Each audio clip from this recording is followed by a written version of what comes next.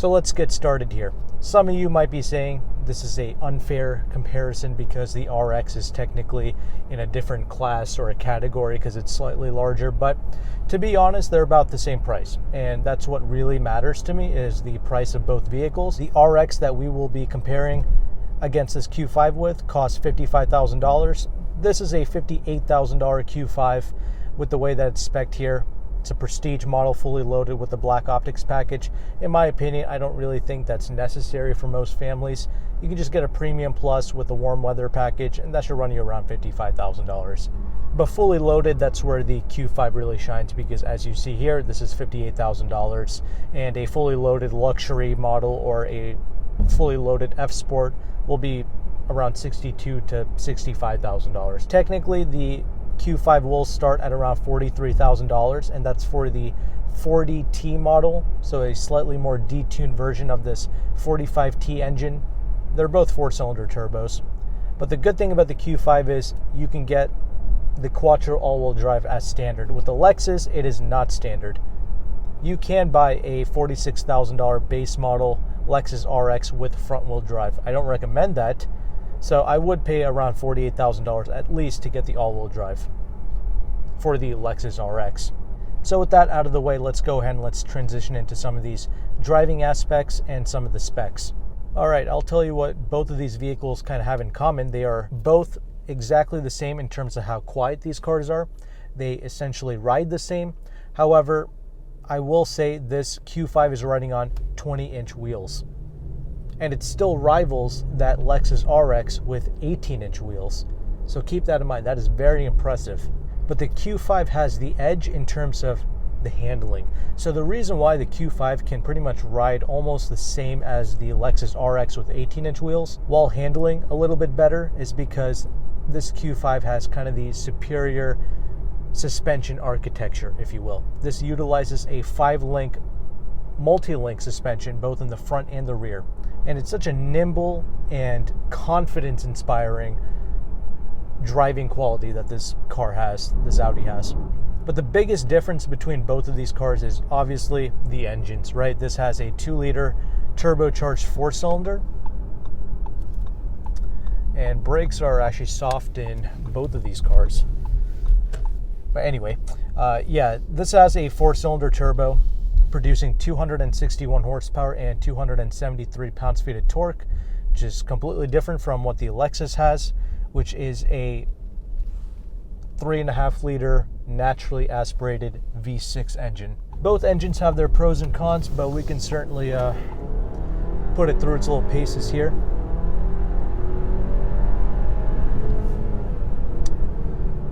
Yeah, speed and thrust is definitely not missing in either of these cars for everyday driving, but let's go through the specs. The Lexus produces 295 horsepower and 267 pounds-feet of torque. Technically, the Lexus makes a lot more horsepower, but the Audi does edge it out in terms of its torque.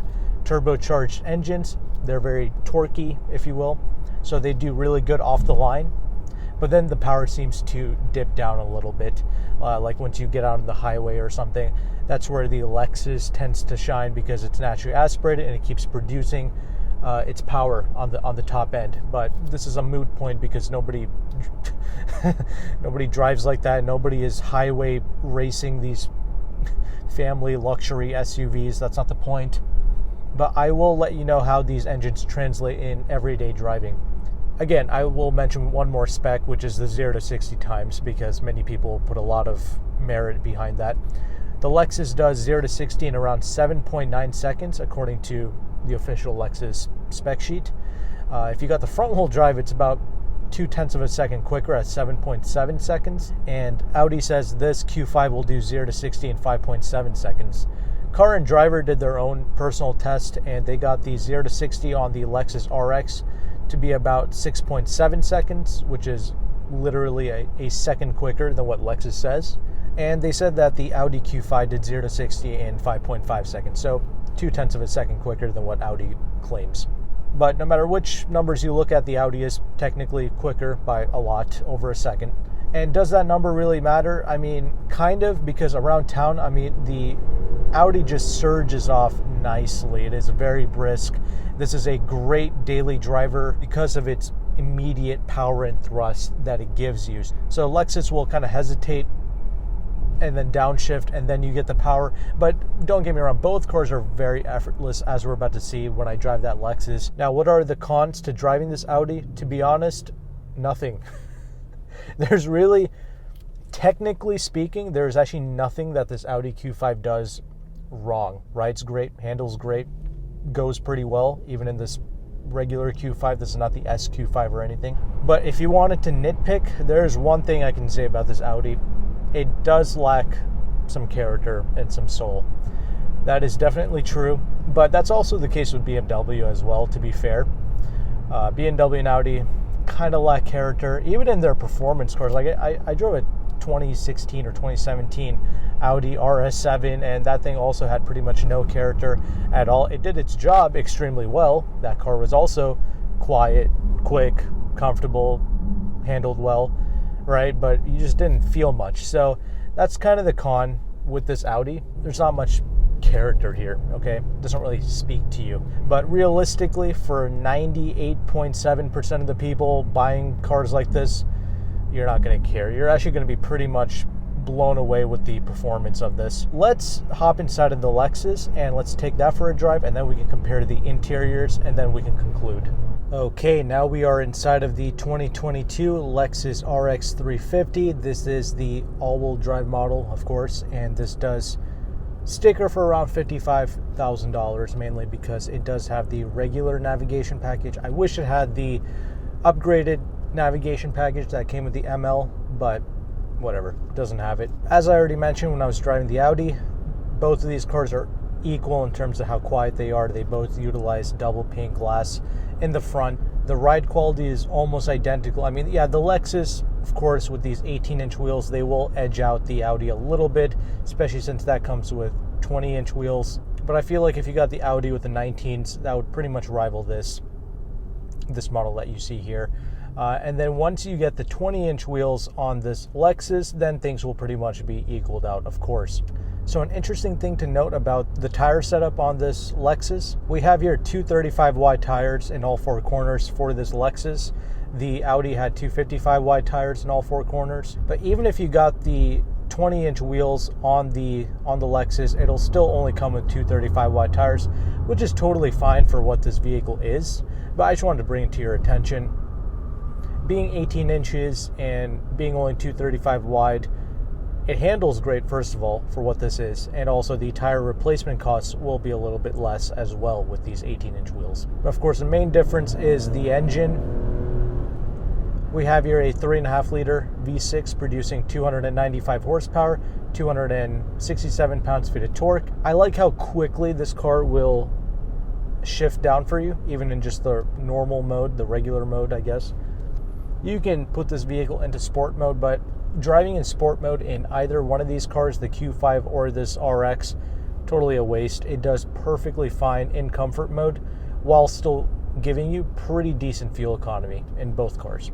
Obviously, the Audi is amazing in terms of fuel economy, which I will talk about during the interior segment of that Audi. But this V6 does sound way better. It is so smooth, it is so silky, and it is very quick. I do like the way this gets up and goes. This is way quicker than what the numbers would suggest, and the numbers is the biggest negative with Lexus cars in general. When people read the Lexus spec sheets, they automatically think that these cars are not class competitive or they have nothing on the German cars. That's absolutely not true, because this has one thing over just about any German car being sold today that a spec sheet will never tell you, and that's character. This car really feels like something. When you accelerate, when you get in that on that engine, not only does it sound good, but again, it feels quicker than what it really is. Lexus seems to be downplaying their numbers a little bit by saying this does 0 to 60 in 7.9 seconds, when Car and Driver tested this at 6.7. So that right there, it is genuinely quicker than what they suggest, but more than the numbers, it's the feeling of it. And I mentioned just how good the suspension was on the Audi, like it had the multi-link suspension front and the rear. This has McPherson struts in the front and a double wishbone setup in the rear, but even all that is irrelevant. I will describe to you what this feels like. So this doesn't handle bad at all. In fact, it feels very close to the Audi, like very close. The only thing is, because of the strut-based suspension in the front, what they have done with this car is they have actually just stiffened the suspension just a little bit. I'm not saying this is a stiff riding vehicle. You can tell that's just what they have done. Much like the Audi, when you take your everyday left-hand turns, your right-hand turns, the car doesn't feel like it's going to flip over onto itself. The occupants inside the car, the driver included, we all stay neutral. Nobody's getting car sick in either one of these vehicles. So all great things here. See, like, look right here. Take a nice sharp right-hand turn. It remains neutral. It remains planted. So I really like that about both of these SUVs. The handling characteristics are genuinely fantastic. And we do have the all-wheel drive here, of course, and it certainly does send power to the rear when you need it, as indicated by a display in the gauge cluster. But you still heard that tire chirp right there. So slightly wider tires would help this RX, but again, not a big deal. You don't do that every day. But as I was mentioning before, it's the character of this Lexus that really matters. So the best way I can describe this, and this is all figurative, okay? The car does not, physically talk to you. I'm just giving you a figurative example here. All right, so don't take it literally. With the Audi, the car will never talk to you while you drive, okay? It only talks to you when you get in it for the first time and then when you finally arrive at your destination. So what do I mean? Okay, when you get into the car, you start it up, the car will greet you. It'll say, "Hi, how's your day going?" And then it proceeds, you're on your drive. Car does not talk to you at all until you get to your destination. And then it'll say, "Have a great day, goodbye." And then the car just waits for you in the parking lot until you need it again. The Lexus is not like that. The Lexus will greet you, "Hey, how's your day going?" And then during the drive, okay, it'll talk to you all the way throughout your journey. That's the difference between the Lexus and the Audi. The Lexus will sweet talk you your entire way throughout the journey, "Hey, that your hat looks nice with your jacket," all that good stuff. And then once you get to your destination, it'll say, "It was a pleasure talking to you. Can't wait for our next trip." Again, this is all figurative. The car does not actually say all these things. I'm just giving you an idea. The Lexus speaks to you more, is what I'm trying to portray to you. If you get it, you got it. If you don't, I don't know what to tell you. I'm seriously trying to give you a good understanding of these cars. If you're trying to spend like $55,000, $60,000 on either one of these SUVs, I want to let you know what the driving characteristics are going to be like for both of these cars when you live with it every day. With that established, let's go ahead and let's talk about this interior next. Okay, now that we are parked, let's go ahead and let's talk about this interior space versus the Lexus RX. The design approach and the overall feeling of the Q5 interior, and really most German car interiors, totally different from the Lexus interior. The best way I can describe this is this Audi interior is like a firm mattress and the Lexus interior is like a plush mattress. What am I trying to get at here? All right, so both are comfortable in their own way and just depends on what you prefer. I like them both, but I'll go through it here. These seats in the Audi, it feels kind of stiff and firm, but in a good way. They're still very comfortable. You can do a long journey, a long trip in this, and you'll be totally satisfied. There's plenty of lumbar support. That's not an issue. But the Lexus will have that more plush sensation to it, right? A little bit of a softer feel, like you're kind of sinking in it a little bit more. This lacks that, but I don't mind it. It feels good ergonomically, and there's still plenty of adjustments, don't get me wrong. And both of these interiors, they are going to last the test of time. You can own this for the duration of an entire lease, 3-4 years, and this will still look and feel fresh in here in this Audi because there's absolutely no creaks and rattles in here. That's not an issue. These seats are going to last a long time due to that certain level of firmness that it has. So you can even buy the certified pre-owned and you're still going to get a great, stiff, firm interior space. Even when you open and close these doors, right, in the Audi in particular, they feel like they weigh half a ton. I mean, it's such a heavy door, such a nice, satisfying sound when you shut these doors, it's great. And both of these cars are IIHS top safety picks, except the Audi, I believe, is a top safety pick plus. The Bang & Olufsen sound system that the Q5 comes with, not a huge upgrade over the regular sound systems that Audi offers, but don't get me wrong, it doesn't sound bad. It's still clear, it's still crisp, there's still plenty of bass. It's just that it's not a massive upgrade over the B&O sound systems found in the regular Audis. The test model for the Lexus, that does not come with the Mark Levinson, but it does have an upgraded 12-speaker setup. In the true base models without the navigation package, the Lexus RX would come with a 9-speaker, and once you upgrade to the navigation package, you get a 12-speaker, and then there's another step up. That's when you get the 15-speaker Mark Levinson audio system. Obviously, the ML would sound better than this Bang & Olufsen, and what's obviously currently offered in that Lexus RX. With the way they're both equipped here, that 12-speaker and this Bang & Olufsen are pretty much in line with each other. They sound pretty similar. They have their own signature sound, right? But quality-wise, they're about the same. I would say they're pretty much equal right now. But yeah, the look and the feel, it just depends on what you prefer. Some people will like this very nice, rigid feeling interior space that Audi has to offer. It's a technology and the gadgets where Audi does stand apart, because we do have a complete digital gauge cluster here, which I think many people will like. Not only because it's digital, but because it's nice and crisp looking.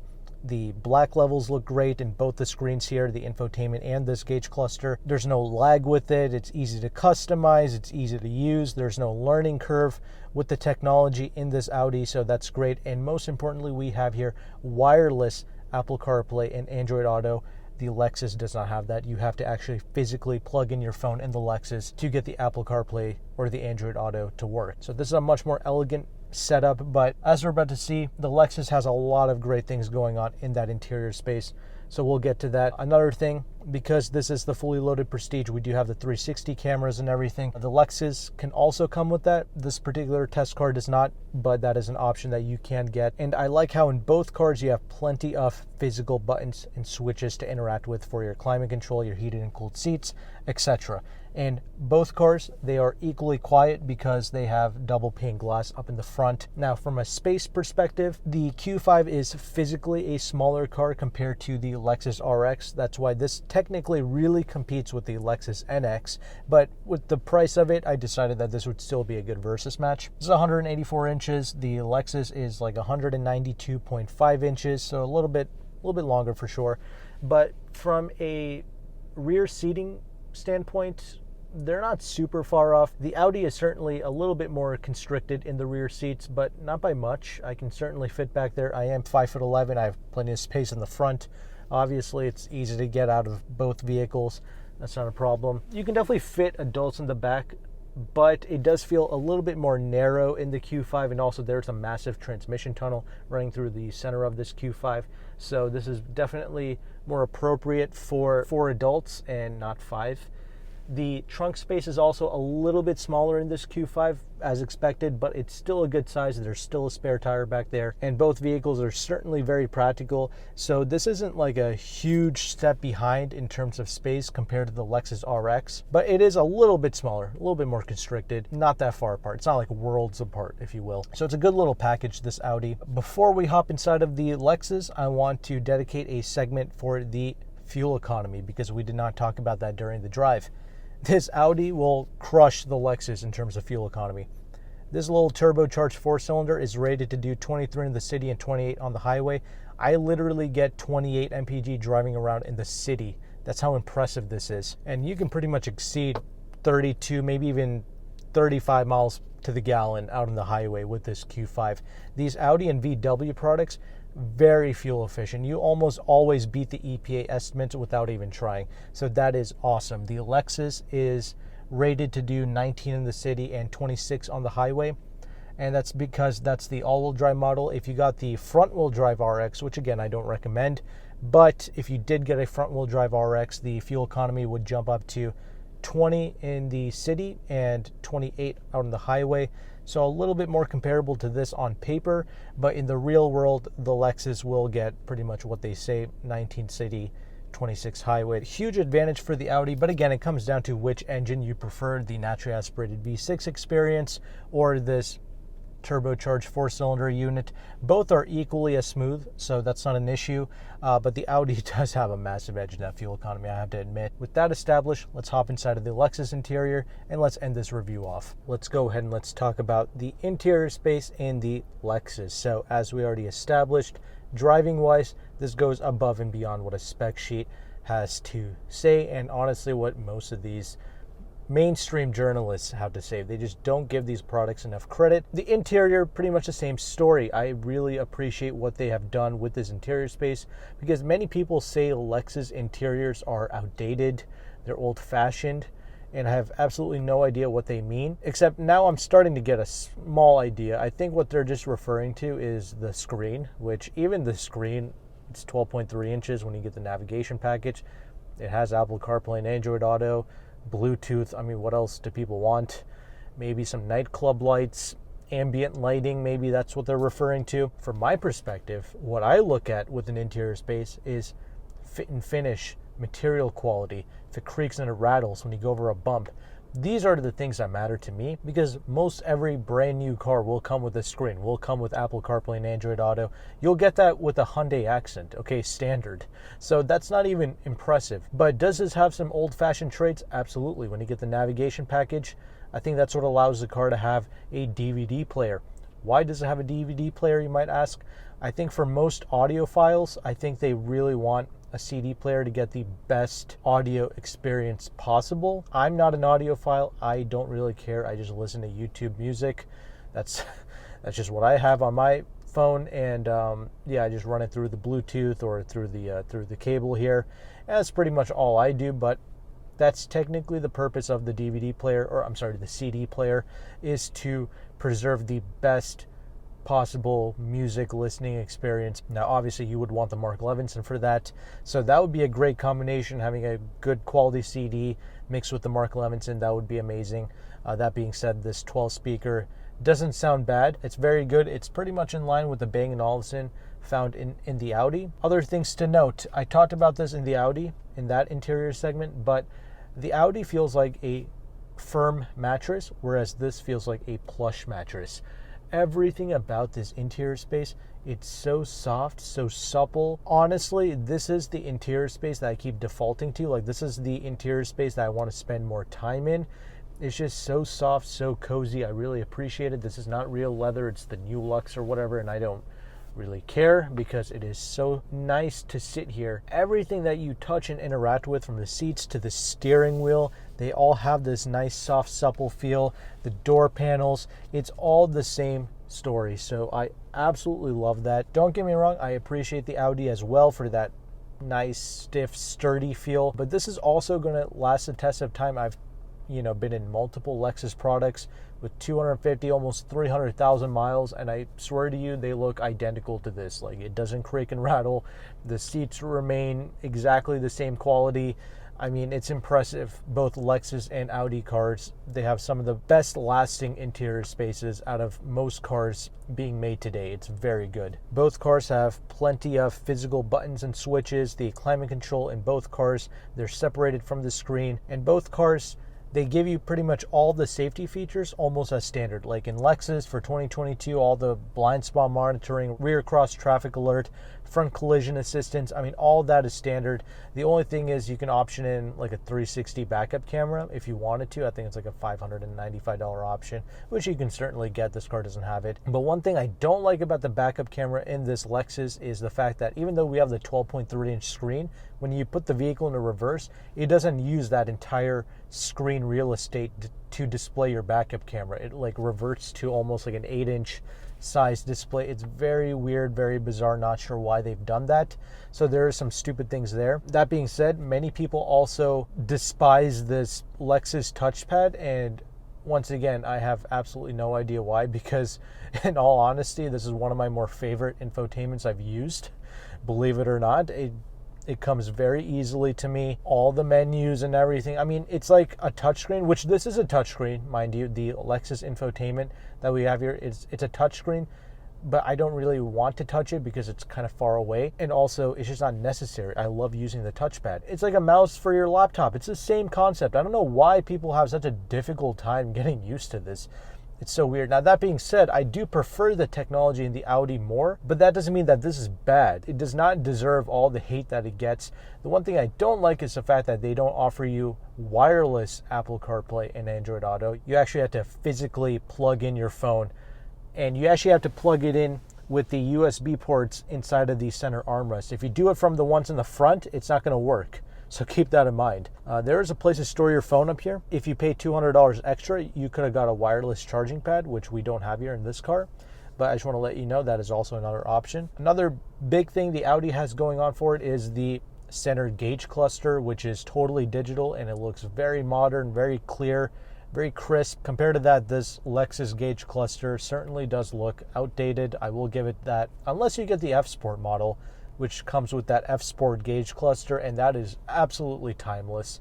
Love the way that looks. It's inspired by the LFA, of course. These gauge clusters in the Lexus, obviously it does the job. I will say when I open and close the door in the Lexus, it does not feel quite as solid as in the Audi, but it's still very good. And as I already mentioned, both of these SUVs, they are IIHS top safety picks. So you can be rest assured, put your family in here and not really worry, because these are very safe cars, and all the safety features are pretty much standard even in the Audi. In the rear, we do have a little bit more legroom in the back, which is nice in this Lexus, but most importantly, there is no center transmission tunnel in this Lexus, so you can actually fit 5 people in this car comfortably. You can actually put an adult in the middle seat in the back, which you really can't do in the Audi. And also, this interior space is a little bit wider than the Audi as well. You have all that going on. That being said, adults can easily fit in the front and the back of both of these cars, but it's just great having that flat floor in the Lexus. I really do like that. And it's easy to put the seats down in both of these cars. The Lexus will have a little bit more trunk space than the Audi, and both of them do have a spare tire, which I certainly do appreciate. And you might be saying, well, also the Lexus is so reliable, and yeah, it might be. I don't really care